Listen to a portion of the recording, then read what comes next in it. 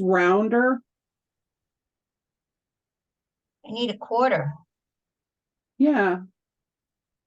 But you know, they don't have to be perfectly round. Because see, I'm a bad sketcher too because of my little wobbly.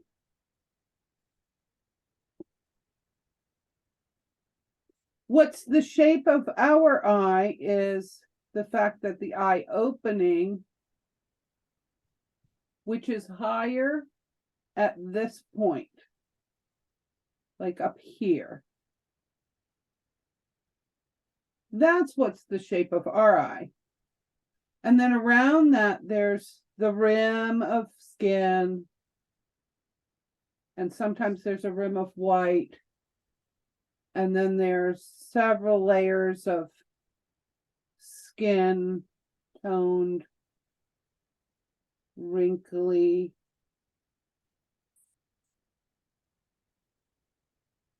tear duct, blah blah. So that this part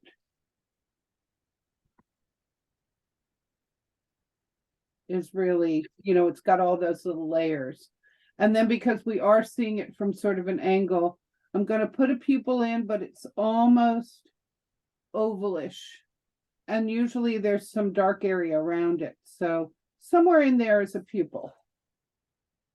And it may be perfectly round and may have dark around it, but it's definitely sort of looking up. But then across that, I've got highlight.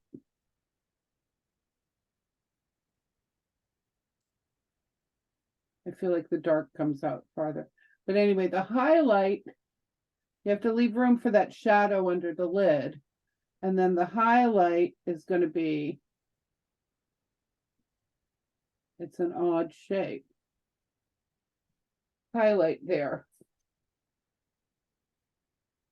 And then I'm going to just take a kneaded eraser.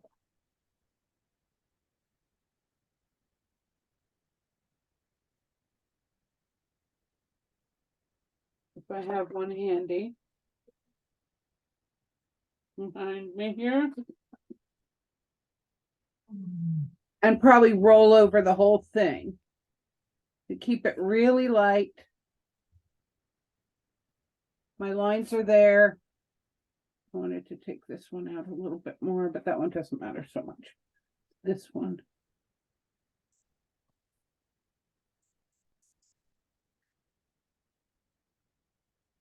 And with one of those really light blues, I'm going to outline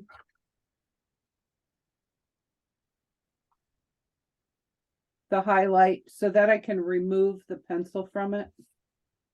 Because I'd like it to be, it's reflecting the sky, so it is going to be blue if you want. Oh, there are people in it.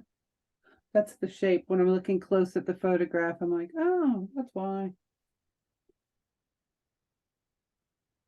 Then the pencils you should probably have out are on my I have desk. powder blue, a cloud blue.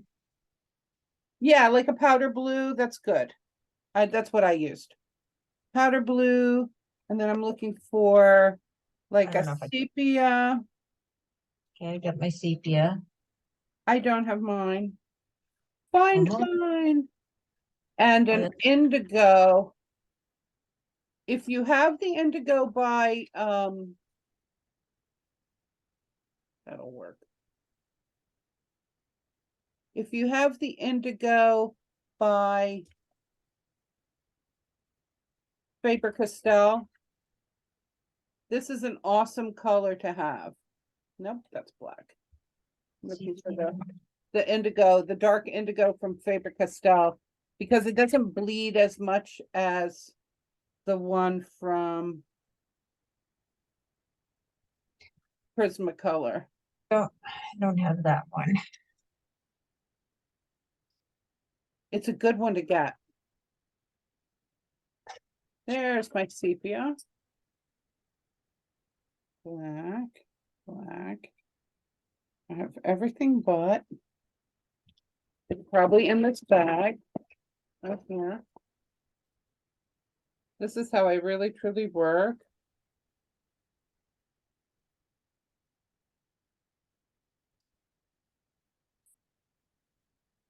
Black. It's just always, there it is. You know that's it. Yeah, they're dark indigo. The dark indigo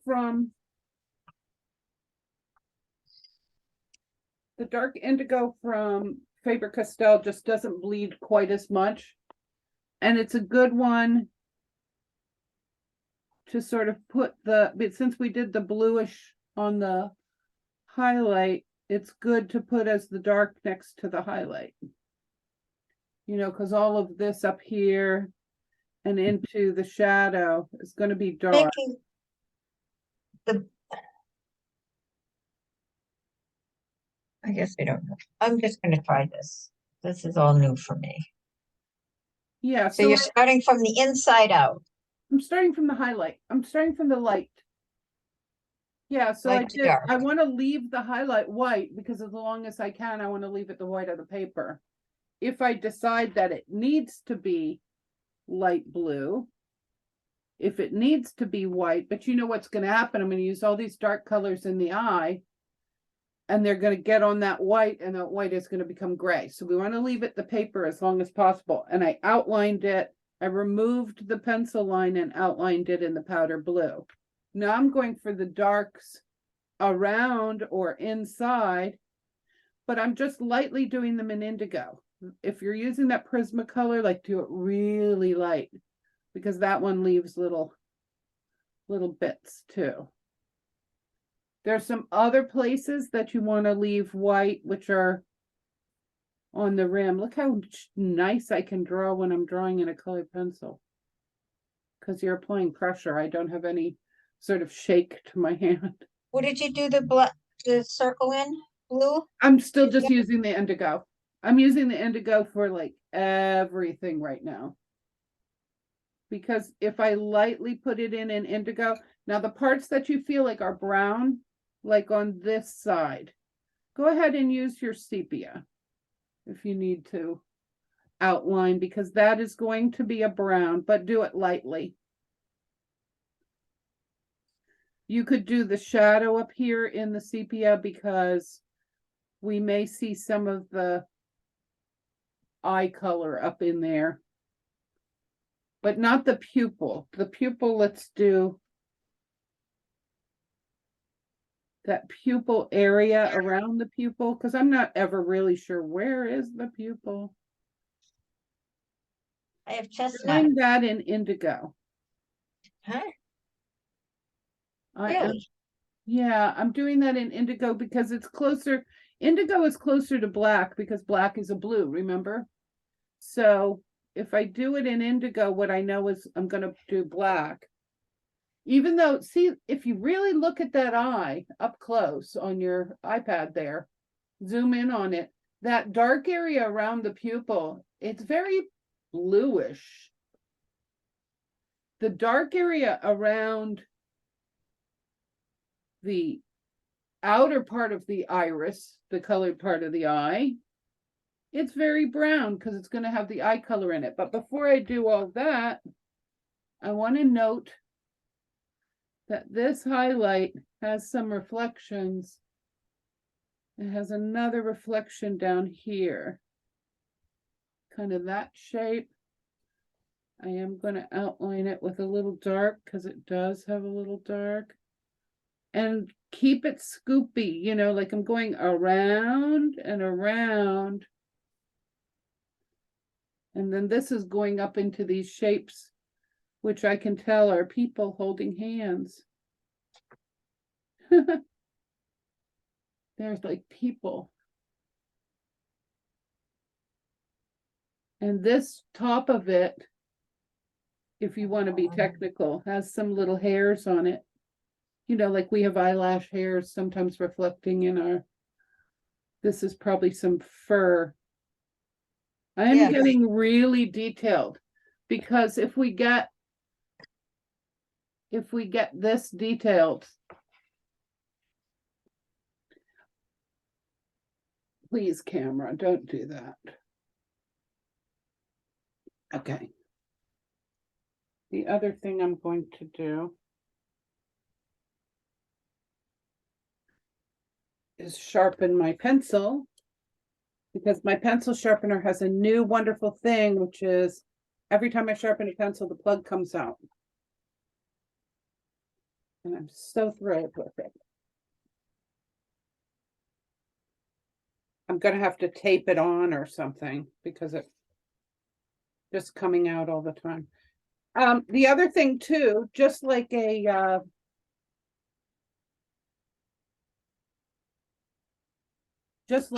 pastel artist would worry about what's underneath first, I'm gonna put yellow ochre down in the eye in some of the areas that I know I'm going to turn brown later. And then I'm going to take a deep red that I was using yesterday, and I have no idea what color it was, but it was nice. I have a couple of these, like a Tuscan red.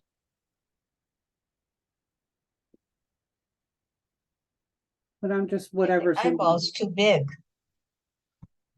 your eyeball's too big. I think so. I just did like that, like you were saying, a size of a quarter.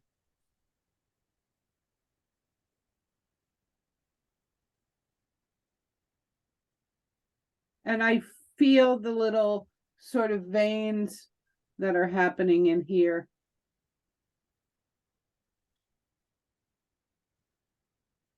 You could use a sienna or a Tuscan something or other. And then go back and, you know, some people spend like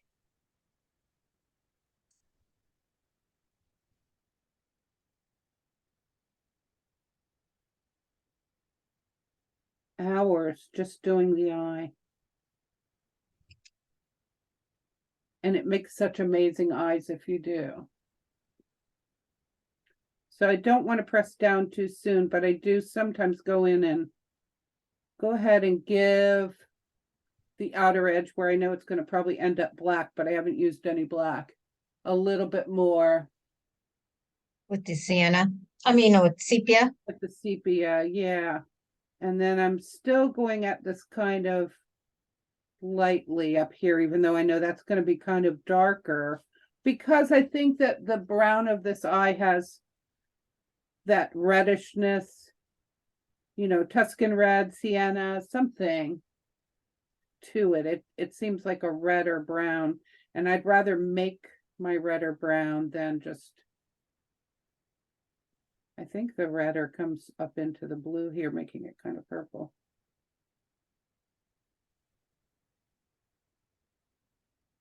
So all the shadowy area is that. I haven't really decided where the pupil is. It's kind of hard to tell because I'm distracted by the people reflecting in his eye. But let's just say, oh, if you zoom way in, you can see people holding hands. It's like, I see that, but I didn't know if it was people or branches of a tree. yeah, whatever you want to make it. I see people holding hands. And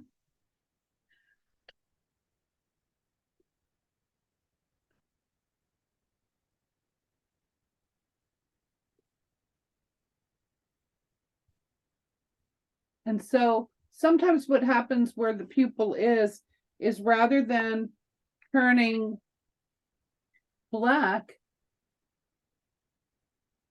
the pupil might be kind of bluish. Even if it's extending into that highlight area, I would just take a blue, and if you want to use a brighter blue,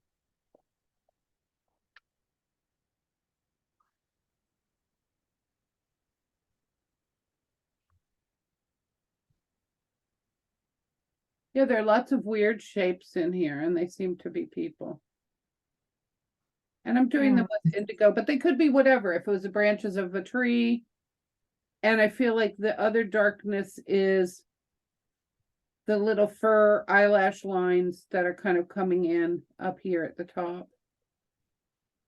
So sometimes the dog eye itself may have very little or no white.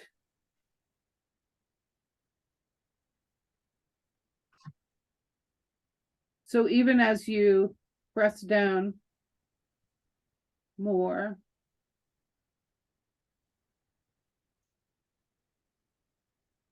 I'm getting richer colors, but I'm not going white and I haven't gone black. Now I'm going to put some black. Because I know at this edge, it's black. Not all the way across the top, but up to about here, it's black. I feel like some of the marks in his eye that cross over the pupil, but not all of it, are darker. So some of my shapes, as long as they're crossing the pupil, are black. There's one other. Just like some of the shapes crossing the highlight, because there's a pupil underneath, might be light blue.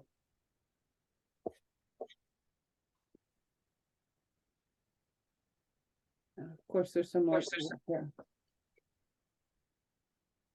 And then I'm going to go back with my sepia and darken up eye color.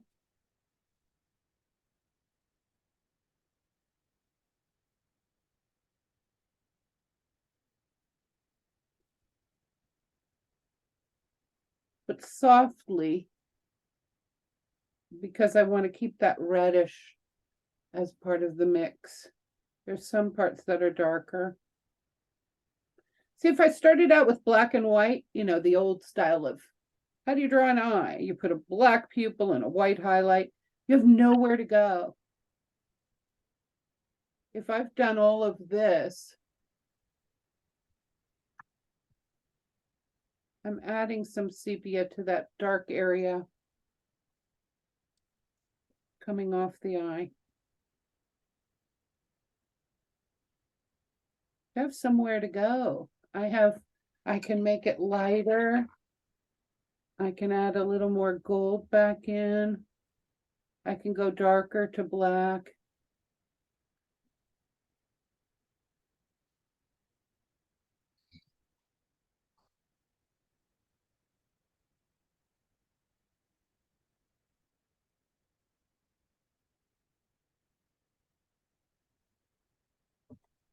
Mm.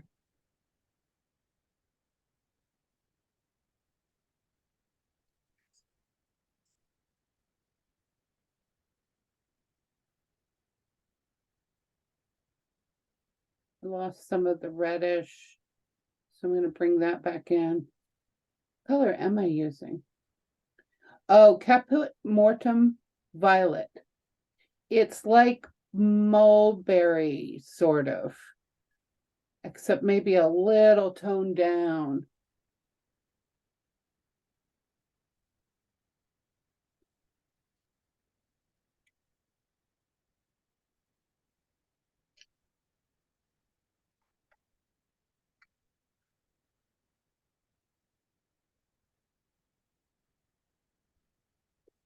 The other thing I like to bring in is a brighter blue, like something like this.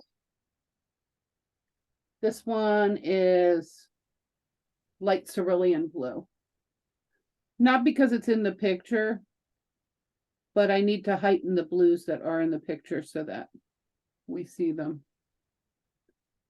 Go along some of the edges where the pupil is, maybe in the little reflection of people, so that when I come back with either the light, or if you want to, I'm sorry, I put all my pencils across my table while I was working yesterday, so they're all under my drawing board.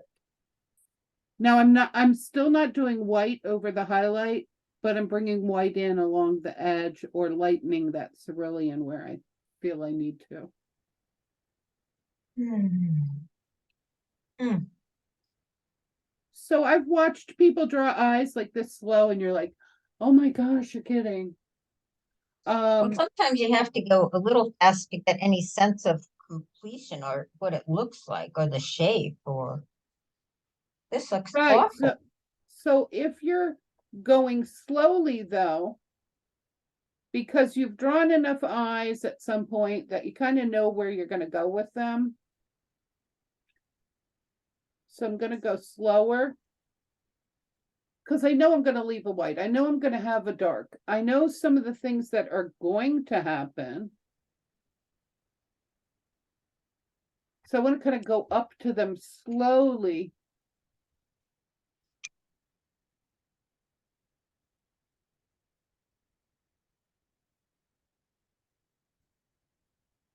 Because I started out so light.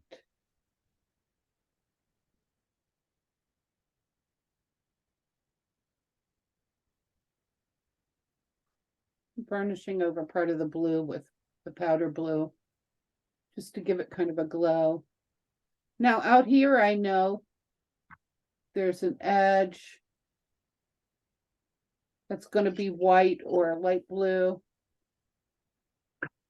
Again, if you want to leave it the paper, you can. But be careful. You may want to use a 90% gray or the indigo again, or the sepia to draw in where the darks are going to be out here.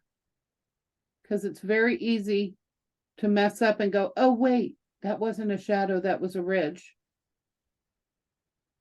And then all of a sudden you're, oh, but I did it in black. So now what am I going to do?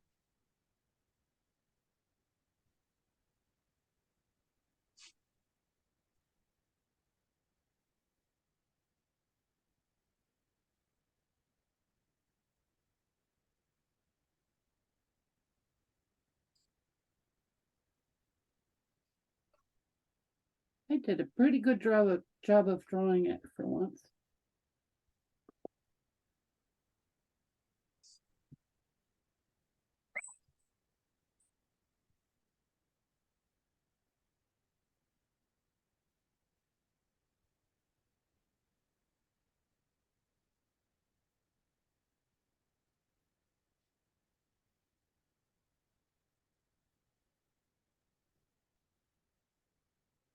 And again, this was a very golden brown, so I'm putting down a little yellow before I put my sepia down so it's in there.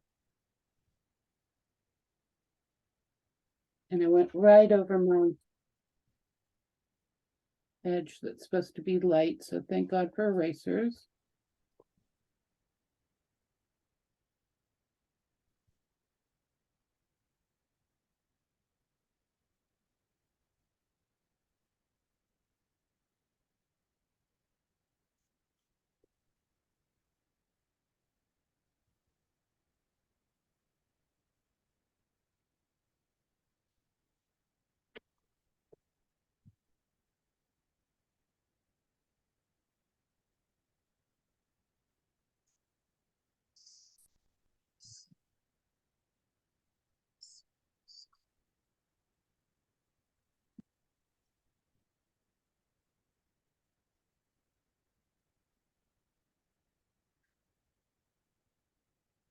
I'm just putting in some red where there's going to be kind of that fleshy brown.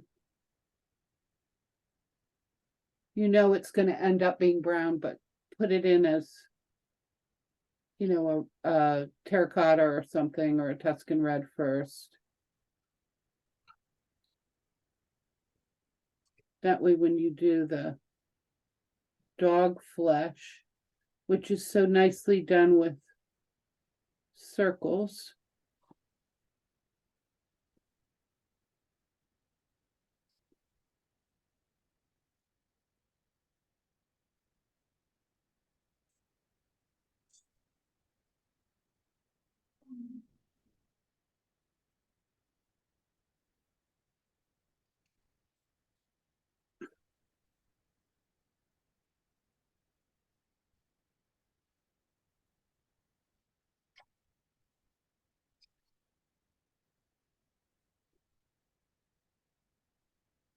I've not always been so careful.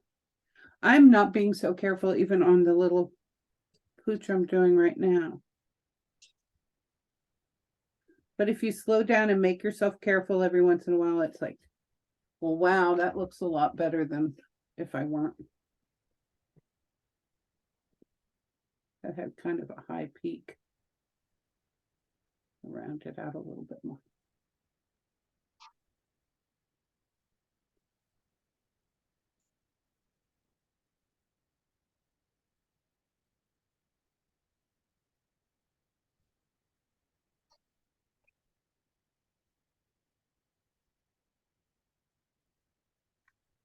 What color are you using for his fur around his eye? Oh, I've just been using sepia and then the Oh, his beigey. His mm, this color. I put down some terracotta here, just lightly. So lightly terracotta looks like flesh. If I put had terracotta over terracotta. white paper, and I can't find it now. Oh, anything that's kind of reddish, sienna, I got something. it. Yeah. You know, in a sense, it's almost purpley in some areas, but that's also just sort of the brown over the reddish. And then when you have a line like that, I mean, I wanted to put the shadow below it, but I looked at the picture and said, no, the shadow's above it. The shadow's on where the skin rolls into.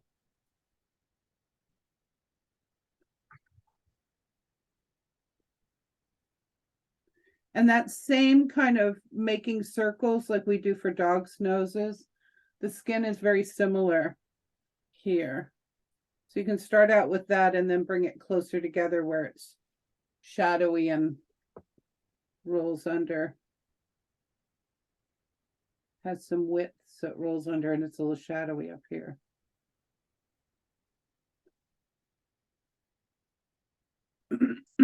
And at some point the hairs start.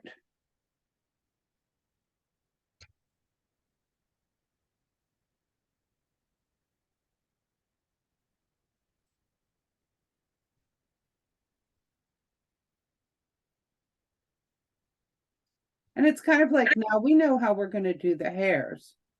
So you do some planning ahead of time. Like I now do very wide spaced hairs, especially where I know I'm going to be putting some various colors. This part's darker, so I can bring them closer together. This part is going to have some other colors in between. I know I'm going to go in and erase and slice and all those things I normally do. So I can go ahead and start by having my lines well spaced. And down here, I'm putting that caput mortem or mulberry or henna or whatever color is a little more purpley than the terracotta over. I used to use as my two colors in skin, I would do pumpkin orange and then henna, because pumpkin orange had the warmness and henna had the coolness. So thinking of that, you know, a mulberry or caput mortem has a very purpley look to it, and the terracotta has the more peachiness because we're over white paper.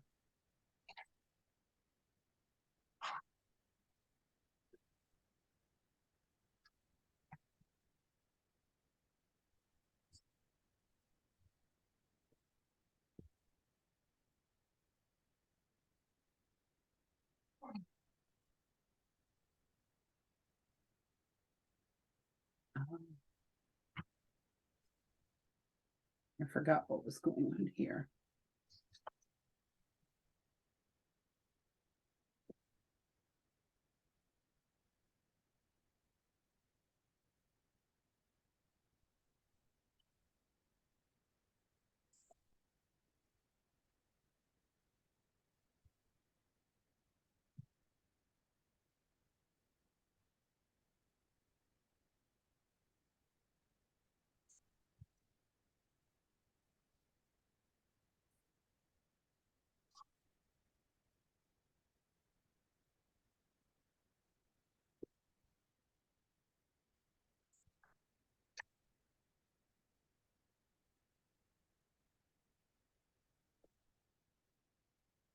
So the brightest lights I'm seeing are really on the wet areas of the rim.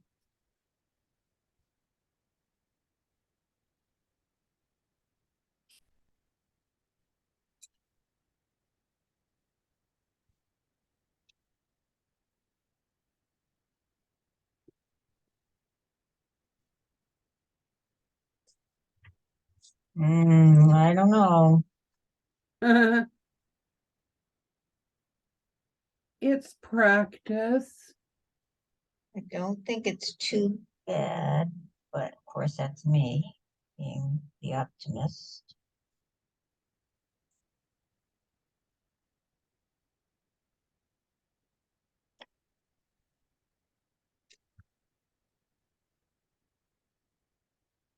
And sort of step back from or blur your eyes at your photo and say, where are some real darks that I'm missing? And you can take your black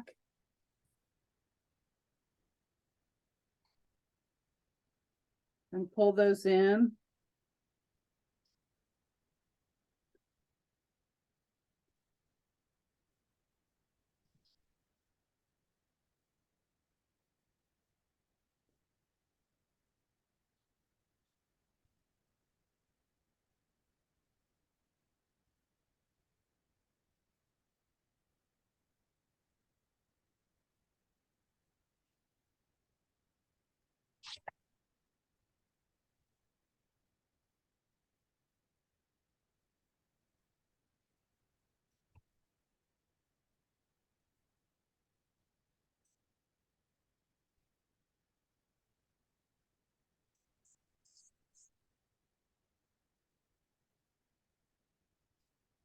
And clean up edges of things where it didn't have it quite round enough.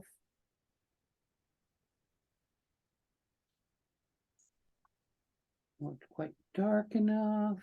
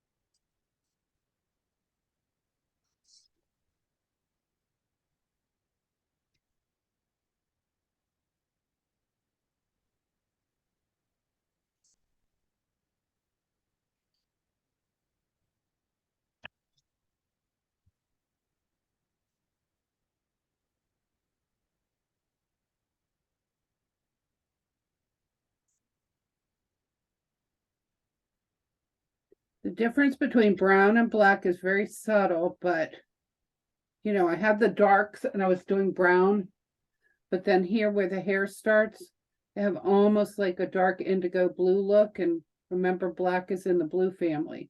So just Yep. because it's dark, you don't want to grab black, but sometimes right where the hair starts being that color.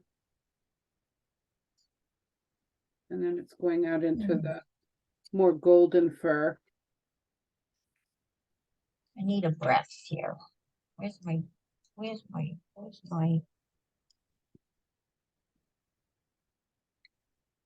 Shoot, where'd you go?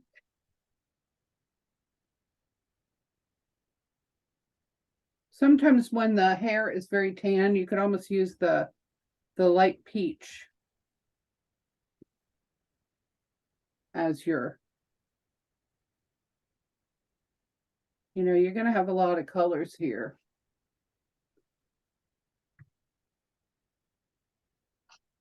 But I just want to give the impression of the tan fur starting. So I'm starting with my lighter color and just laying down a little. Oh, this is what I mean. With kind of a blunt, I'm going the direction of, but I'm not concerned with the individual hairs. I want to lay down that first layer of wax. So sort of with a blunt pencil. This is that lack of, getting closer if I can, the lack of detail. I'm going the direction, but I'm really just laying down a layer of color with a blunt pencil. Remember what I said, Bonnie Snowden had said, sometimes she just lets her blunt pencil, and then it's not a detail, it's a color, and the fur needs that undercolor of the peachiness. So I just kind of put it in there that way. I know I'm going to come back in and with a sharp pencil, if my wonderful pencil sharpener was plugged in, just keeps falling out the back. I just have to plug it in every time I use it. Spread the prongs. Huh? Spread the prongs before you put it in. Oh no, it's one of these. The thing that goes in the pencil sharpener. Never mind. I'm just gonna have to tape. I'm just gonna have to tape it in there because I keep knocking it. And anyway, so now I'm gonna go in and put. The camera's so close, it's in the way of my hand. Now I'm gonna go in and put my other colors, but I had that peachiness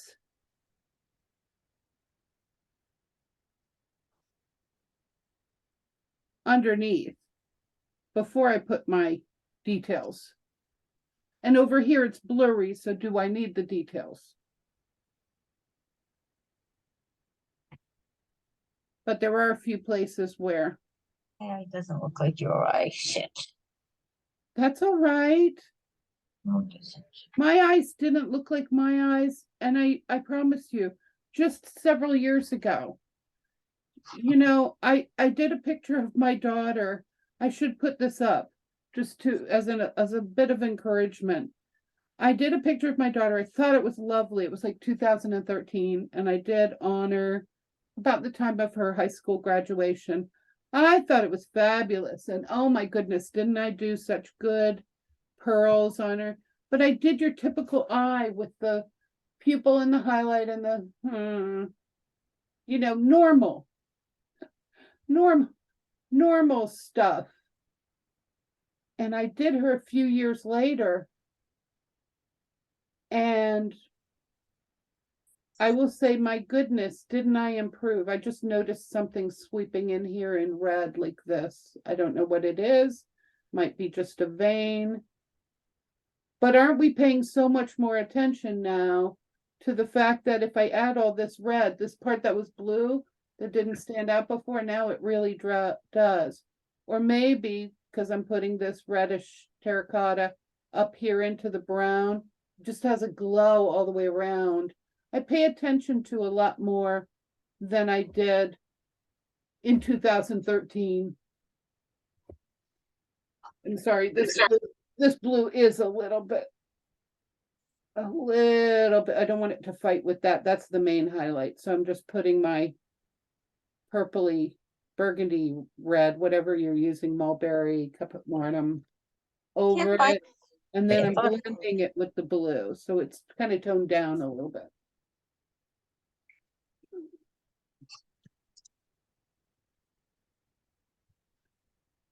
So what were you going to say? Said I thought I had mulberry, but I'll be damned if I can find it. I have the black cherries and the black grapes and the black blah, blah, blah. Try the black cherry, maybe. It might be a little I don't dark, know, but just do it very lightly. where am I putting it?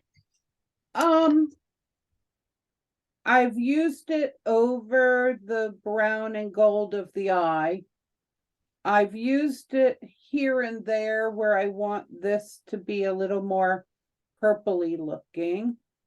A Mine black isn't as cherry is yellow. strong, so what did you say? Mine isn't as amber as yours. I think I have too much Tuscan red. So I'm going over it in yellow ochre. Yellow ochre, yeah. Uh-huh. Let's see what that does. Yes, I did. And I went back and forth. I put the yellow ochre down first and I went back into it a little bit because, I lost some of the goldenness of it. So that even though this is very dark up here, there's some gold that comes in or some red. Let's keep the dark up there.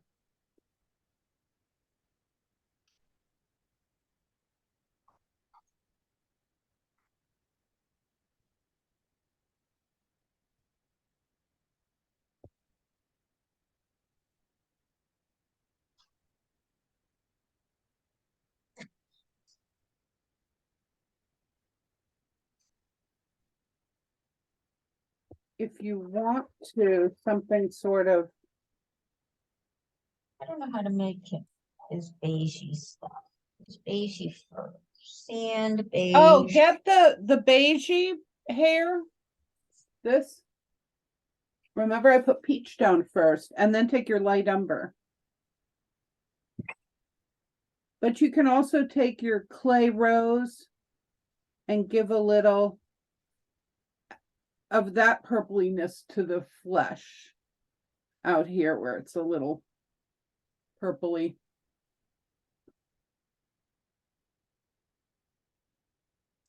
Have clay rose.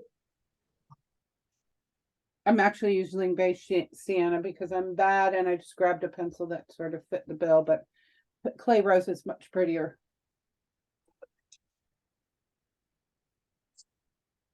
Who's texting me? No idea. Okay. And I've left those little spots of white, by doing the circly thing. Now I can come back in like regular hair. Sorry for having to move my thing every once in a while. I should have here's my clay rose. Okay. It's just such a nicer color than the beige sienna.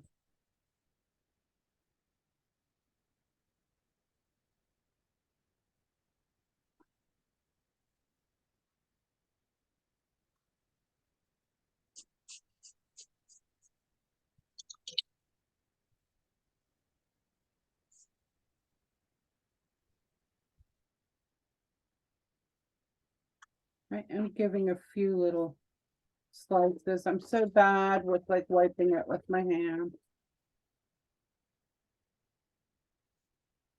And then you can take your light umber. But there's a lot of white in this hair. There's a lot of white in this.